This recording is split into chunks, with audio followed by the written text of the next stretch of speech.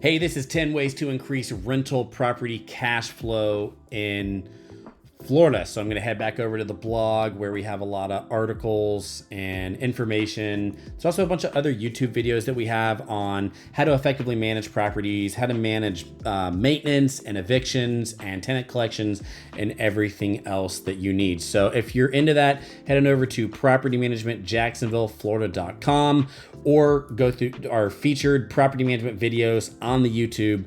And hey, thanks for watching this video. So 10 ways to increase rental property cash flow in Florida. We should probably talk about what's cash flow in the first place. So if you have a mortgage payment and then you have expenses, what's left over after you pay your mortgage and expenses, that's going to be the actual cash flow on your rental property. Now, some landlords are what we call accidental landlords. That means they bought a property and for whatever reason, they didn't sell it. Maybe you moved, maybe you got relocated. Some people have inherited properties. There's a lot of different scenarios where accidental landlords kind of pop up. Then they just end up renting it out. Other investors buy rental properties with the goal to have cash flow and have that passive income come in every single month. So that's what I've done for years. I've bought rental properties and fixed them up and rented them out, and I'm always focused on cash flow. So hey, we have a self-management versus professional property management chart here. I also have another video on that talks about the difference between self-management and professional management, so check that out. But number one is choosing high-performing neighborhoods. So we're here in North Florida in Jacksonville. It's important that you choose the right neighborhood in the first place. So read through the article on the website. It talks about how certain Jacksonville neighborhoods stand out for the rental potential. Obviously places at the beach, you have to pay more for them, but they're always going to be desirable. So I know lots of investors that love being at the beaches area around North Florida because they know they're going to get good tenants out there. Some other areas though that we do like to invest in are close to downtown or maybe Riverside or even over on the west side, also Orange Park. If you buy the right property in the right neighborhood and you don't pay too much, then you can go out and get a good tenant. As long as you price that rental property well that month, you're going to have some good cash flow. So knowing what neighborhoods are going to be high in cash flow is important. A lot of that goes backwards to who are the employers in that area. So you can see on the blog here, we've got like Naval Air Station of Jacksonville. We talk about Mayo Clinic, that's going to be closer to the beach. CSX Corporation. These are all like big employers here in Jacksonville. So just understanding where they are, over on NAS, that's over like West Side, Orange Park. You go get some rental properties over there and you're going to do pretty well. So vacancy rates in Jacksonville neighborhoods typically are between 8 and 12%. Opting for areas with lower vacancy rates can help minimize downtime. So one of the things you should be thinking about is how often are people going to not be in your rental home? That's what we call vacancy. So we take that down to a ratio. I can tell you some of the best neighborhoods with a good property manager and a good tenant are actually only around 3% vacancy for that month. Now, if you have multifamily properties or large apartment complexes, that may be a little different for you. So number two is screening tenants thoroughly. Getting the right tenant in the first place is going to have a huge impact on their ability to pay rent. Okay, just make sure you stay compliant. I've got some other videos that talk about like how to place good tenants, so I'd recommend checking those out. Number three is pricing your rental using local market data. I see this a lot. I see landlords like go in and maybe try to charge too much, and then the property sits and now tenants wonder what's wrong with it. So this happens when you're going to sell a property as well, but you don't want to not rent it for enough. So it's important that you don't list too high, but you don't want to list too low. So you want to hit right on that sweet spot, and that's going to have a big impact on cash flow. Plus, if your property sits vacant for too long, it's going to kill your cash flow for that year. So number 4 is reducing vacancies with better marketing. It's important to have good pictures, good videos. I like to do 3D tours. I like to post on Zillow and Realtor and apartments.com. And there's probably like 50 other websites that we actually list properties on. Another thing is that we like to physically go on and post on Facebook Marketplace. And it's important that you have like a real organic looking post when you do that.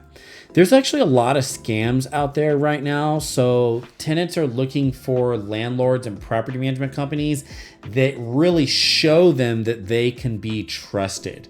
There's actually scams out there where they steal the tenants' deposit money and application money, and it's just a lot of problems. So having really good looking listings and then having really good ratings yourself as a landlord goes a long way. Number 5 is lower operating costs through vendor negotiations.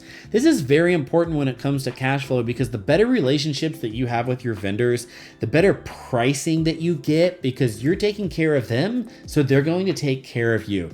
That's going to have a direct impact on your cash flow.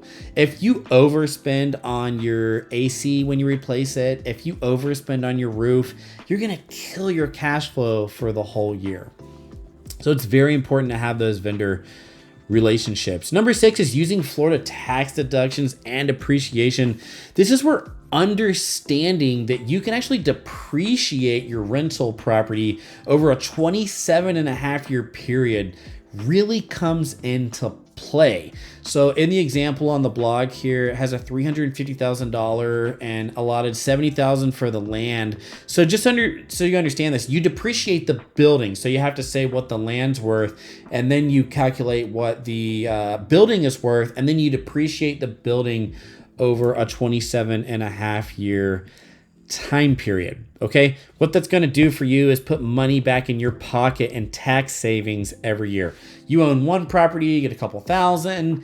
You own 10 properties, you get a much bigger tax deduction. What I can tell you is from owning so many rental properties over the year, I usually decide how much I want to pay in taxes. And that's because I have depreciation, I have write-offs, and have a lot of really I have really good CPA, so I have a lot of really smart ways to do my taxes. Okay, so number 7 is schedule regular preventative maintenance. This kind of goes right back to the other maintenance part where you were overspending because you didn't have the right vendors. Well, guess what? You're also going to overspend if you're not planning in the first place. So the more that stuff wears out, the worse it gets. A lot of times when one component fails on a home, other components fail. Good example of that's a roof. If you don't plan for a roof and then you constantly patch it, but you don't do a good job, water comes in here in Florida and it ruins the rest of the house. So you definitely want to schedule that preventative maintenance. So with a good property management company, we're going to inspect the property. We're going to let you know when things are failing, and we're going to let you know when the tenants are complaining and when you need to replace those components. Number 8 is working with a professional property managers.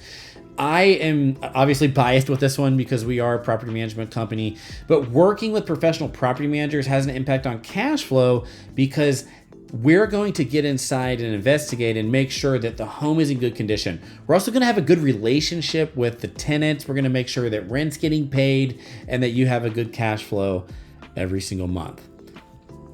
So number 9 is add income with short-term or room rentals. One of the cool things that we do at One Realty Management is we rent out individual rooms, and that greatly increases our cash flow. Now, we do have a little bit more expenses because we are paying for them to have internet at the property. A lot of times we put in TVs in there. We fully furnish the room. So we do have some more expenses. We're mowing the yard. We're maintaining the outside. So on a long-term rental, those are things that we would ask that the tenants do. But in the case of renting out individual rooms, or if you're doing a vacation rental, that you'll have higher expenses. The good news is that we are increasing the amount of cash flow that we have coming in. So I'll be honest with you, our margins are between 30 and 50% higher because we're renting these individual rooms. Okay, so number 10 is invest in turnkey and build to rent properties. Does have an impact on cash flow. That is because you probably are spending more in the beginning, but in the long term, you're going to have less maintenance down the line. So that's actually going to help your cash flow out, as opposed to if you overpay for a property and it becomes a money pit. And let's say that you run out of money and you can't afford to fix a few components. Now you have to come back in and spend $3,000, $5,000, $10,000 down the road. That's going to burn your cash flow out. So this is relevant to the Jacksonville, Florida specific market. It's important to understand what's going on in the actual area that you're renting at and what the costs are. So in conclusion, boosting rental cash flow in Jacksonville comes down to smart pricing, thoughtful upgrades, and efficient tenant placement. Pricing your property within 5% of the market rate and installing energy efficient HVAC systems can make a huge difference. These steps address key factors that determine whether your property rents quickly within 30 days or if it sits too long. So also remember that pricing the property well is a very smart thing. I'm going to advocate for professional property management because I think that we do a very good job on making sure that your return on your investment's high, that your net operating income stays up, the property stays in good shape, and you have a high cash flow on your property. Hey, thanks so much, and I'm wishing you the best of success with your rental property investment right here in Jacksonville, Florida.